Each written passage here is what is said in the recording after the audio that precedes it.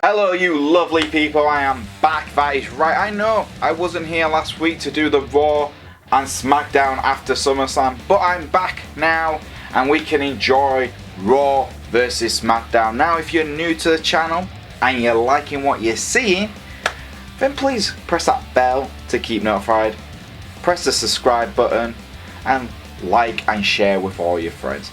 Now that's all said and done, let's get on with the intro, let's get strapped in and let's enjoy Raw versus SmackDown.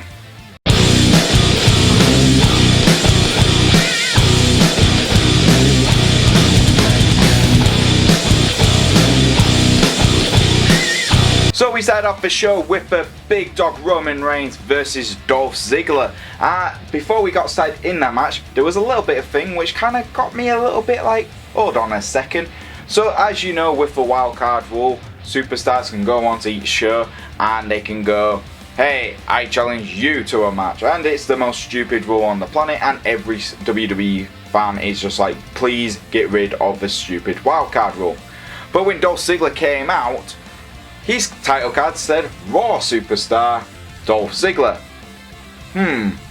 So I was a bit confused and I had to check online on the official WWE roster so to see where he was actually placed down as. And surprise, surprise, Kevin Dunn made a mistake. He isn't a Raw Superstar, he's a SmackDown Superstar. Who would have thought, you know, he would make a mistake like that? But he was actually fine. Apart from, here's a thing, that just means that SmackDown started the show for Raw. That's right, two SmackDown superstars started Raw this week. But Dolph Ziggler cut a promo about how he's so great, he's better than Goldberg, he's better than Shawn Michaels, he's better than The Miz. This led to him super kicking Roman Reigns, who wasn't expecting it. This led the match on itself, and the match itself was really good. Both Roman and Dolph have great chemistry, and it was fun to see. It looked like several times that Dolph Ziggler could have won this match, which is, again, I am not upset if Dolph Ziggler wins a match. I don't know why, but I'm just not. But yes, of course the big dog won. He hit a spear just like Goldberg hits Dolph Ziggler with the spear, and 1, 2, 3, Roman Reigns is still victorious. This was also building up for Roman Reigns' attacker reveal, which would happen on SmackDown Live this week as well, which the commentators constantly reminded us of. We also had a special guest commentator for the first match of the night, and that was none other than Jerry the King Lawler. So it was good to hear the King on commentating, even if it was only for a small part of the show. So for me, I'm going to give this opening match a 2.5 out of 5.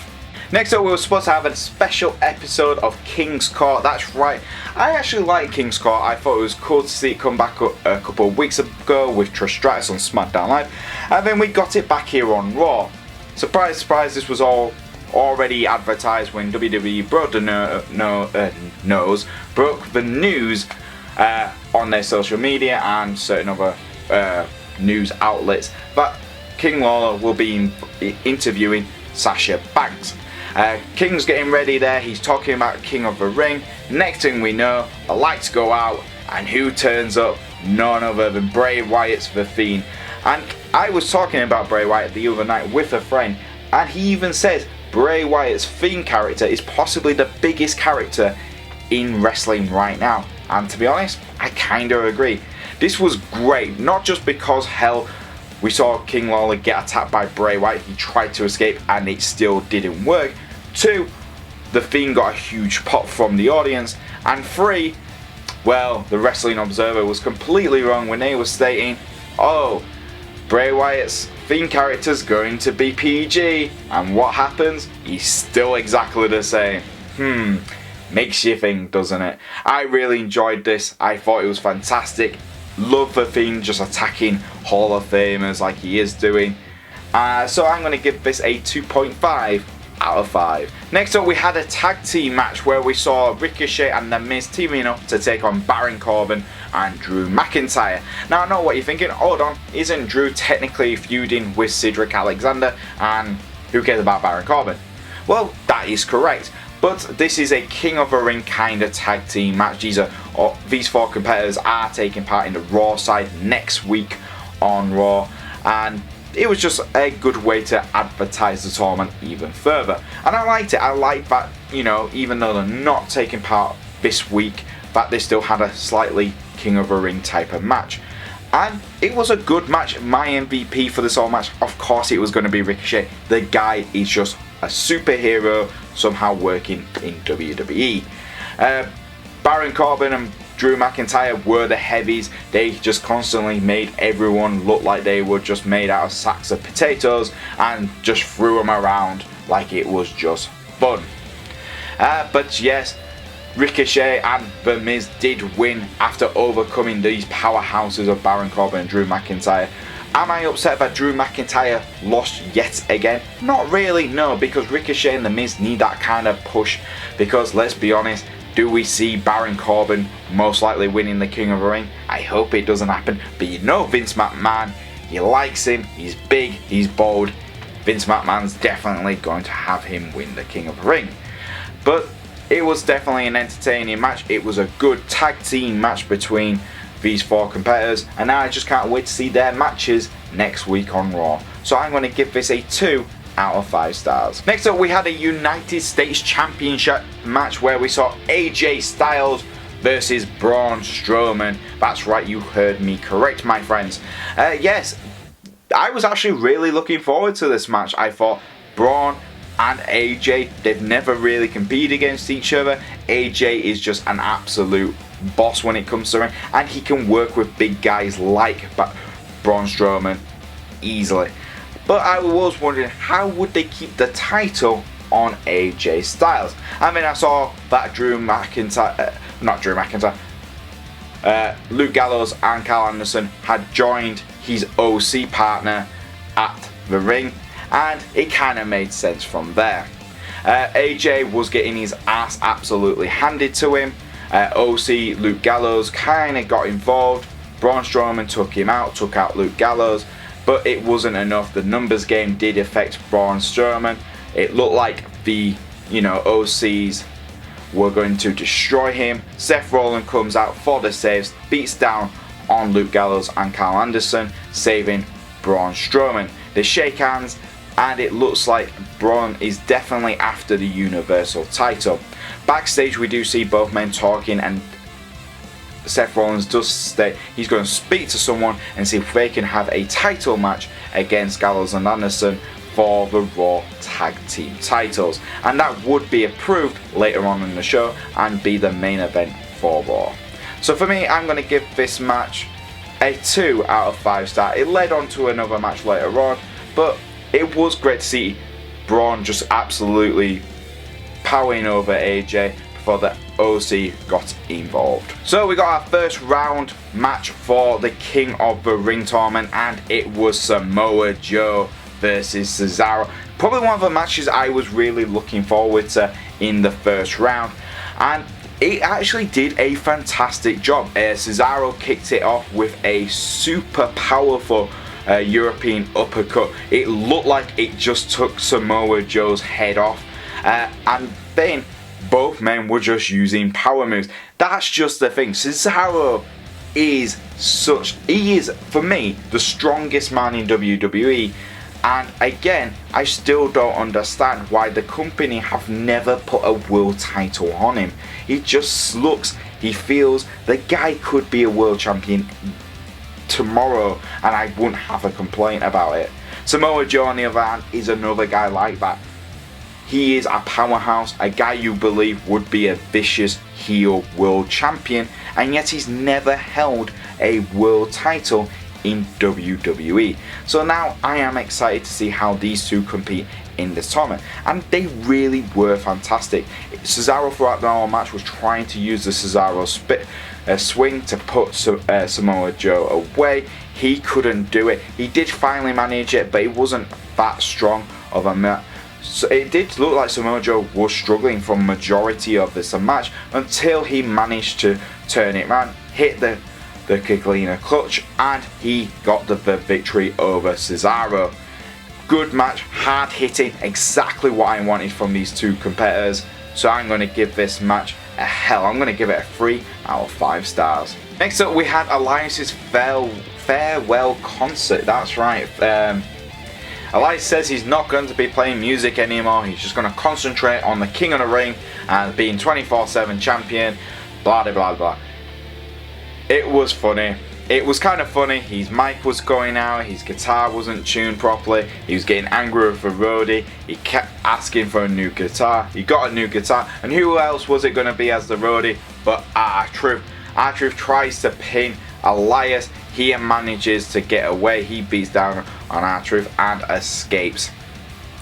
So I'm going to give this, I'm not really going to give this a score because again, I don't understand why they've taken the 24/7 away from R-Truth and Drake Maverick and put it on Elias, because hell, Elias never wants to defend that title, and the only people who've chased after him, which is surprisingly, because you'd think, hold on, Elias is there, the 24/7 title rule hasn't been suspended, why is no other superstar who keeps chasing Drake and Elias, Drake and R-Truth, not chasing after Elias? If I was one of them, I would. Titus O'Neil could take out Elias. I'm just saying.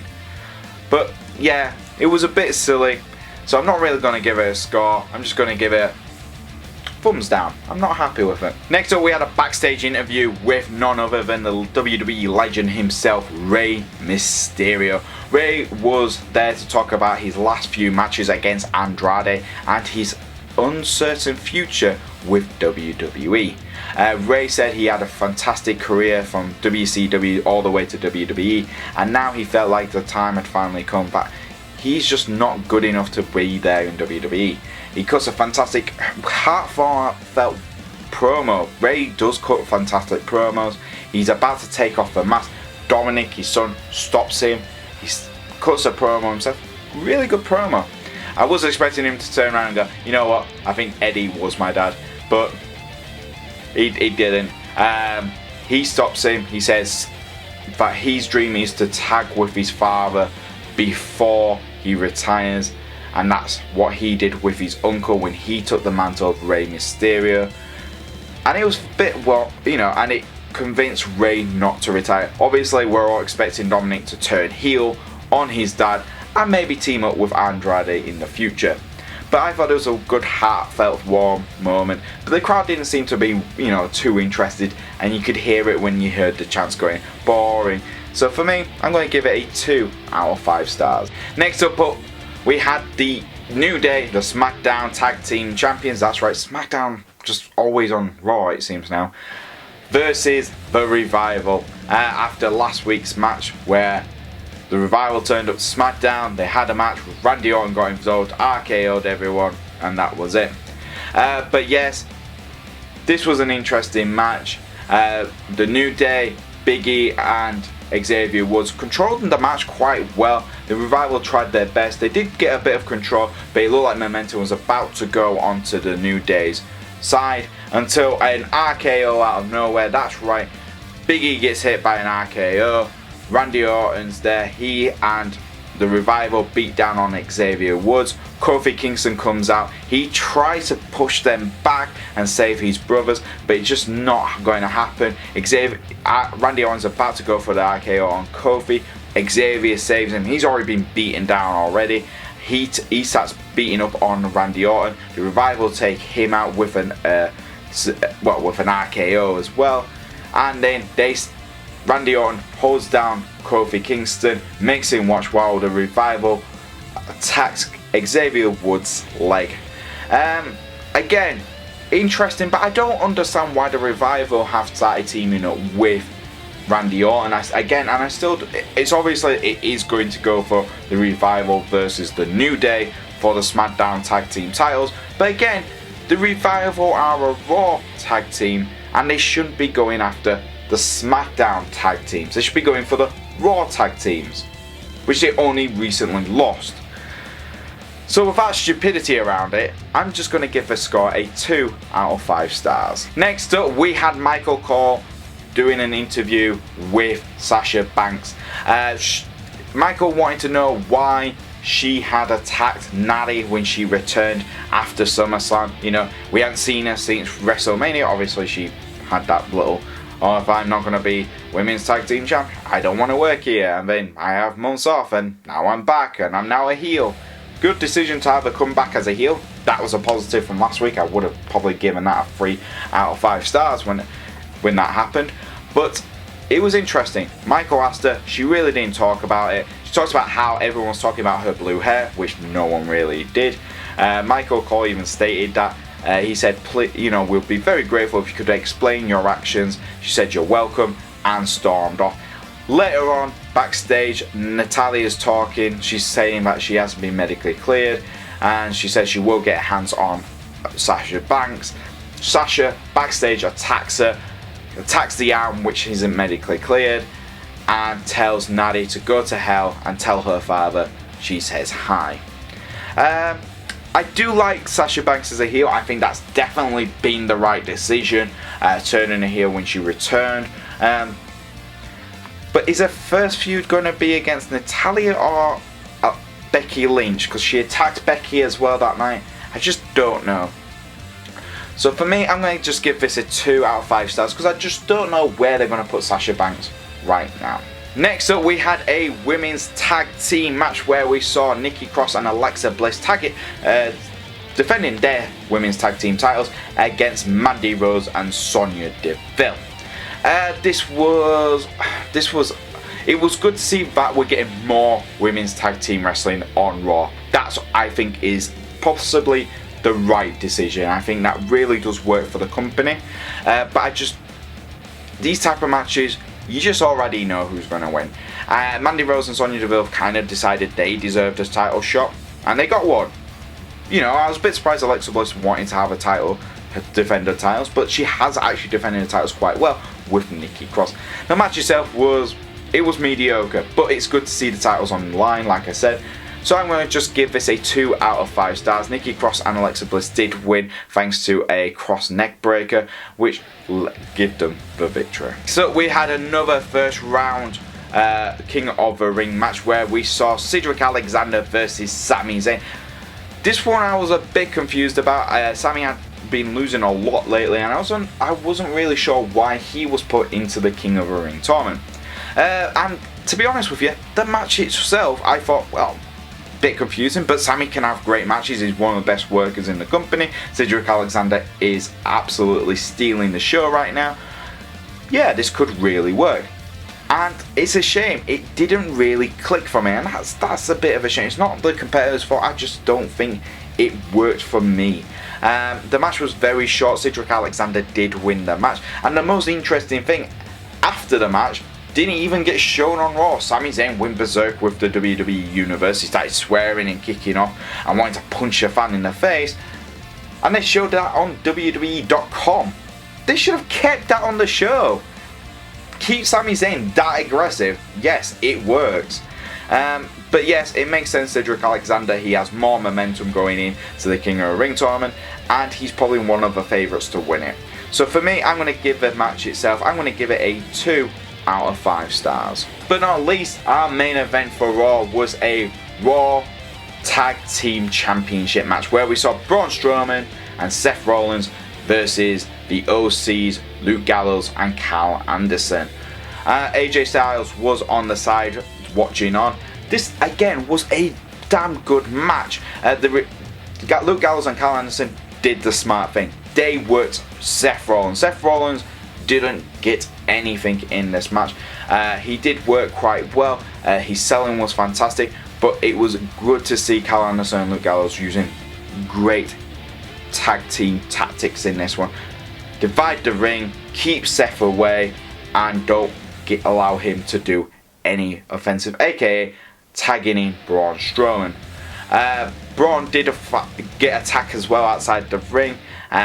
He got taken out. Seth just couldn't tag in, and it was building up to a hot tag. Braun finally got tagged in, and this is where I thought, well, Braun's got tagged in. He's probably going to, destroy Karl Anderson and Luke Gallows for a bit, and then AJ Styles will interfere, and that will cost them the match. They would win, but they wouldn't get the titles. But that's not what happened. Braun pretty much ran roughshod on all the men. He took everyone out, and then he power slams Karl Anderson. AJ's about to interfere. Seth jumps in with a stomp, takes out AJ, and 1, 2, 3, Seth Rollins and Braun Strowman are the new Raw Tag Team title holders. I don't know how I feel about it. Yes, I'm happy Braun's holding a title on the main roster again. But do I need to see Seth Rollins as a 2-time champion again? I saw him as IC champion and Tag Team champion, and now he's Universal champion, a Tag Team champion. I did say this to some friends, and they said don't worry about it, they're most likely going to lose the titles soon after, mainly when Braun turns on Seth. And that's what they were indicating throughout the whole match. After the match, they're celebrating, they're on top of the ramp. Braun's lifting up Seth's arm. He's looking only at the Universal title. So for me, I'm going to give this match a 2.5 out of 5. It's a bit of a shame. I hope the OC win the titles back soon, but I really can't wait for either Seth to turn heel or Braun, because they could do a swerve and they could turn Seth heel because he's too scared of Braun taking the title. This now moves us on to SmackDown Live for this week, and we started off with an opening promo by none other than the Viper himself, Randy Orton, and he cut a damn good promo. Randy Orton, he is a full package. You hear the commentators say if you built a WWE superstar from scratch, he would be Randy Orton, and Randy Orton just has it. He has a killer finisher. He's got a physique, his body just looks amazing, and he cuts fantastic promos, and this was a really good one. It really got the crowd, hating him even more. He talks about Kofi Kingston, talks about the New Day, and pretty much the line he keeps using is a line we heard a few years ago. Stupid. Kofi Kingston is stupid. The New Day and positivity is stupid, and I'm going to prove to the world Kofi Kingston is stupid. The crowd just kept booing every time he used the word stupid. Kofi's music hits, Randy's ready for him. Next thing we know, Randy turns around, trouble in paradise from behind. Randy's about to be taken out, gets a steel chair stuck to his leg. Kofi's about to take out his leg after what they did to Xavier Woods. The Revival come out.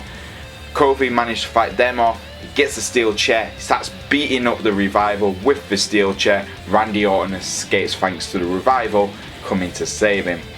I thought this was a good opening. I thought it was a damn good promo from Randy Orton, but it was very typical WWE opening in my opinion. So I'm going to just give it a 2 out of 5 stars.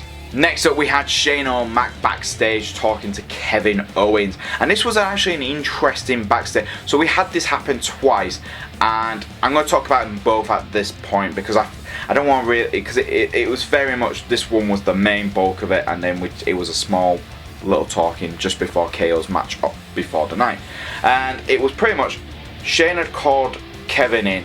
Kevin tried to get Shane to rethink about his punishment, the $100,000 fine for attacking an official who was Elias. He said, look, we don't come from the same background, but we're both fathers, and I just want the best for my kids, and I know you're a damn good father yourself, so, think of it that way. And Shane said, look, I'll think about it and all this lot.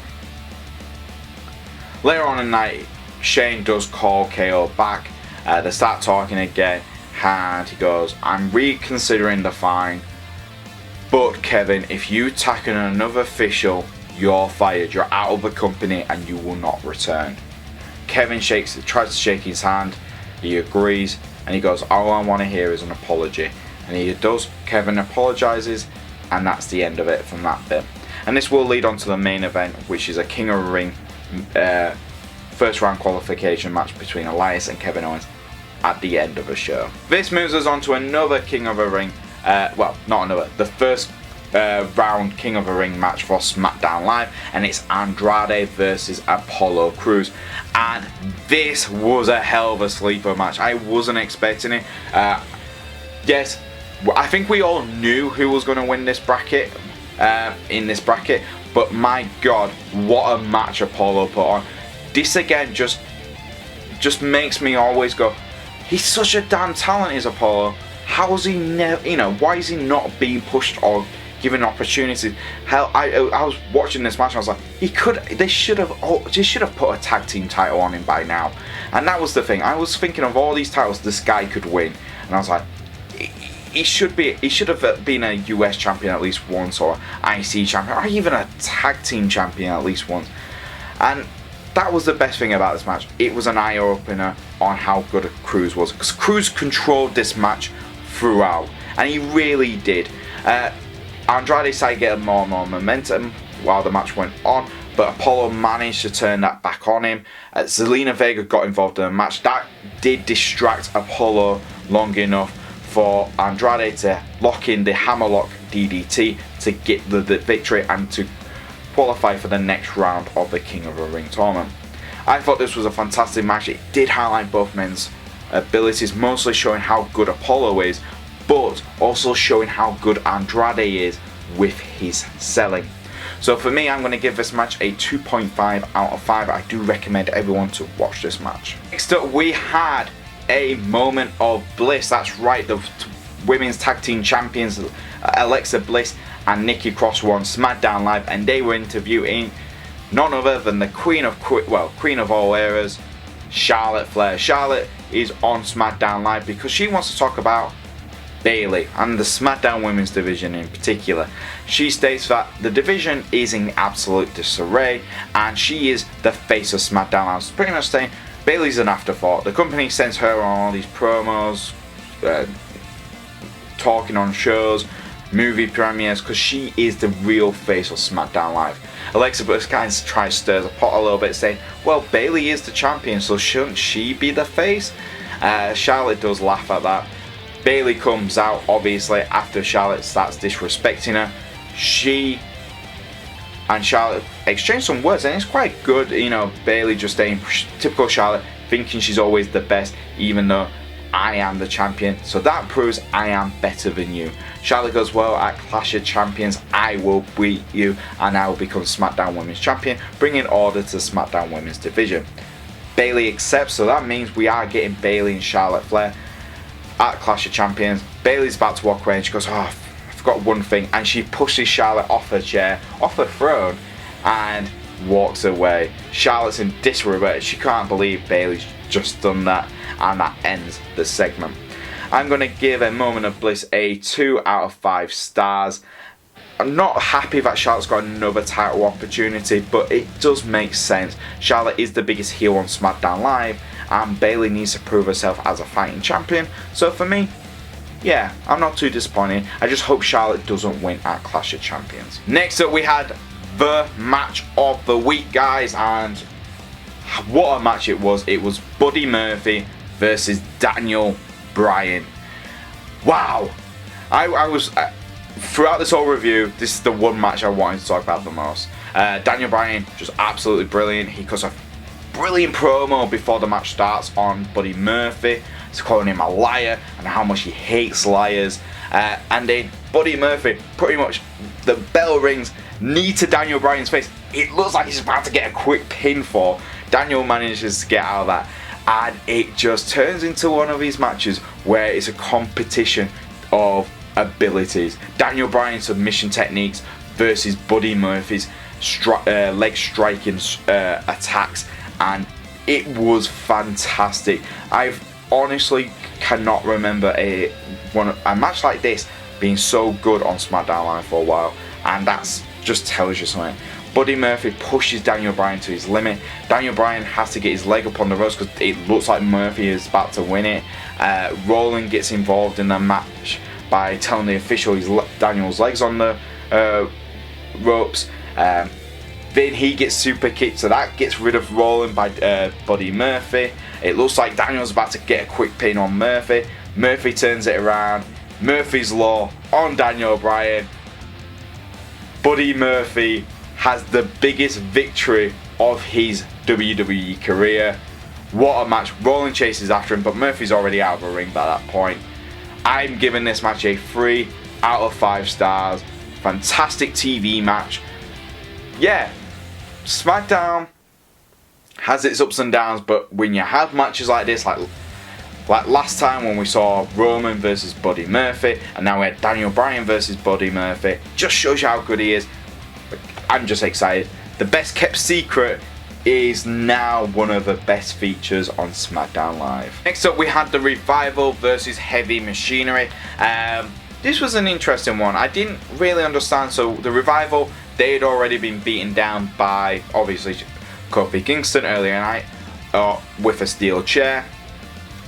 And then they cut a promo on the New Day stating that they challenge them at Clash of Champions for the SmackDown Tag Team Champions. Again, I don't agree with that. If it's a wild card rule, there should be a rule that Raw superstars can't challenge for SmackDown titles. It just shouldn't work because for me, I don't like it. I don't like the wild card anyway, but I don't like superstars. Because does that mean the Revival have to move to SmackDown if they win the titles? Because that's what I would have to force on that. But yeah. They stating that the New Day brought disgrace to the titles. Again, they always say this about everyone who's champions but them. And that led to the match. Heavy Machinery starts off really strong. They really control it, and the fans really get excited about it. I mean, we come back from a commercial break, and the tag has changed. So you have the Revival now in control. They're controlling Tucker, using a lot more submission techniques to grind down Heavy Machinery. Use a lot of tactics like pulling Tucker's hair back so he can't get to Otis. And then it's like Heavy Machinery, they get a hot tag in. It looks like we're going to get the, compactor. And then the Revival managed to reverse it where they kick Otis out of the ring. And then Dash Wilder gets a quick pinfall on Tucker Knight to win the match. Again, yeah, that's great, but it just makes Heavy Machinery look very weak because the Revival have just been beaten up with a steel chair earlier on in the night. Heavy Machinery's gone in refreshed, and they still get beaten by a quick pin. It's not very the best, and for me, I don't like the Revival challenging for the SmackDown Tag Team titles when they're Raw superstars.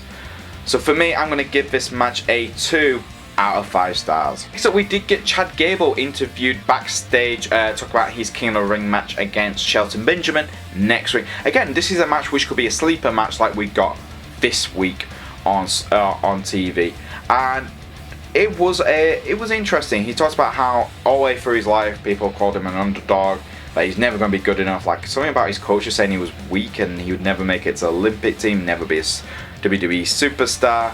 While that's all going on, Shelton Benjamin is in the changing rooms. He sees Chad getting interviewed, so he goes back in the changing rooms, put a plaque onto the door and walks away. And the plaque says you must be this high to compete in the King of the Ring tournament. And Chad Gable just goes, ha, very funny.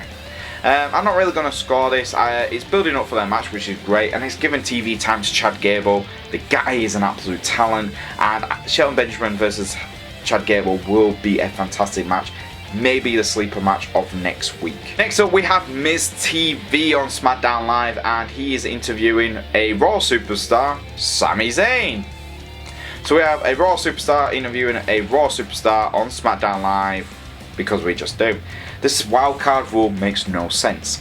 But yeah, Sami Zayn says how he didn't really want to be on Miz TV. He just needed TV time. He doesn't really care about the Miz. Pretty much stating he's tired of losing. Sami, the Miz puts a few pops out there for him as well. And then Sami goes, I know what my path is. I'm here to help people. And I already have someone I'm ready to help, and he's waiting just there. And it's none other than the Intercontinental Champion, Shinsuke Nakamura. It looks like Sami is now the manager of Shinsuke. Interesting change. Pretty much, is this an alliance? Is it a tag team? Is it managed?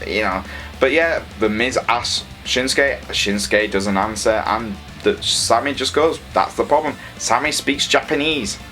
He's an artist. Why should he talk in English so you can understand? And it kind of guts the Miz into asking another question. Shinsuke Nakamura attacks him from behind. They both are, Shinsuke constantly attacks him. So it looks like Sami's trying to pull him off, but he's not. He's just lifting up The Miz, and Shinsuke hits his finisher, and Sami Zayn and Shinsuke Nakamura walks off. Is this leading on to The Miz challenging Shinsuke at Clash of Champions? I think so. Do I want to see The Miz win the Intercontinental title again? Yes, I want The Miz back on SmackDown. I'm just one of those fans. I think Miz is better on SmackDown. He's kind of lost on Raw. Just moving him back on SmackDown as IC champion would be great. But like I said, I don't like the wild card where a superstar from one brand challenges for the other title, for another brand's title.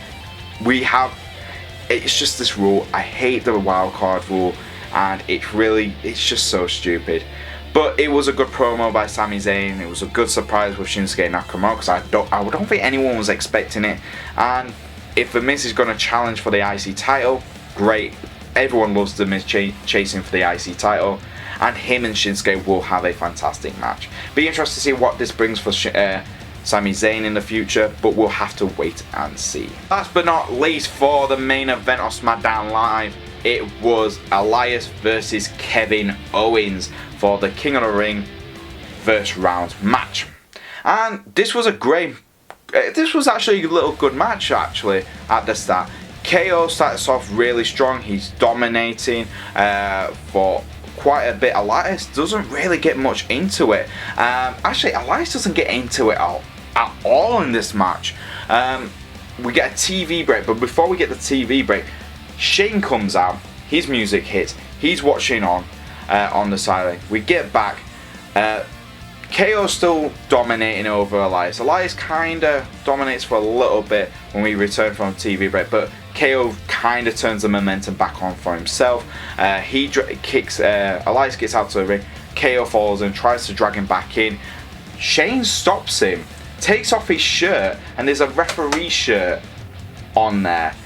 He tells KO he needs to back off. KO gets into the ring. Shane kicks out the official who was in the ring already. He becomes the official. Elias pushes KO. It looks like he's about to barge into Shane. If he touches, obviously, Shane as an official, he will lose his job. And Elias manages to quickly get a quick pin on Elias. Shane does a quick 1, 2, 3. Kevin Owens loses the King of the Ring first round match. Elias qualifies to the next round. This definitely is building up the KO and Shane feud again. I understand they really want to build. I still think they're going to build it up to Survivor Series. It's going to go up to October. It's August now. We've got October, November. Can they keep building up to Survivor? I think they're gonna. I think they are gonna. But you can see it in KO's face. He's absolutely annoyed. And yeah, it's a good heel tactic to get Kevin Owens out. It gives more heat for Shane or Mac. So I'm going to give it a 2.5 out of 5. I was expecting Shane to get involved in the match, but him becoming the official was interesting. That was a good switch. I thought he was going to get involved in some way, but that was a good little switch there. For the last 2 minutes of the show, Roman Reigns goes into the back room where Daniel Bryan and Rollins are keeping the guy who's been trying to take out Roman Reigns for weeks, a guy that take this bag over his head off him. And it's a guy who looks like Rollins. Who the hell is this guy? I was expecting Luke Harper. I won't lie, I was expecting Harper, but he looks exactly like Rollins, and that's it. I'm not going to score this because it was stupid. It was too stupid to think. So yeah, another thumbs down. I can't really score it, but I'm just thumbs down, guys. Thumbs down. But yeah, wasn't very happy with the unveiling. But yeah, I kind of expected something like this. And there you go, guys. That was Raw versus SmackDown. Now, which show won for the week? This was quite difficult. I think both shows are quite even. But I think SmackDown just wins it. I think Raw will get a 2 out of 5 stars for this week. I think that's a fine score. Cesaro versus, Samoa Joe, good match. The Raw Tag Team titles being swapped over to Braun and Seth, I'm not a fan of that. So, no. But SmackDown, you had, probably the best match of the night, Buddy Murphy versus Daniel Bryan. But you also had the stupidity of Roman Reigns' attacker unveiled to be some random guy. But yeah, Raw gets a 2 out of 5 stars. SmackDown will get a 2.5 out of 5. But what was your favourite part of Raw versus SmackDown this week, guys? Well, not of Raw versus SmackDown, but what was your favourite part of Raw or SmackDown this week? Leave it in the comments below. If you do like our videos, like I stated at the start of this video, please like, subscribe and press that bell to keep notified. If you want to follow us on the old Twitter, it's at SmackTalk YouTube. If you want to follow me on the old Twitter, it's at Boyze88. And I'll see you guys next time on SmackTalk Wrestling Reviews.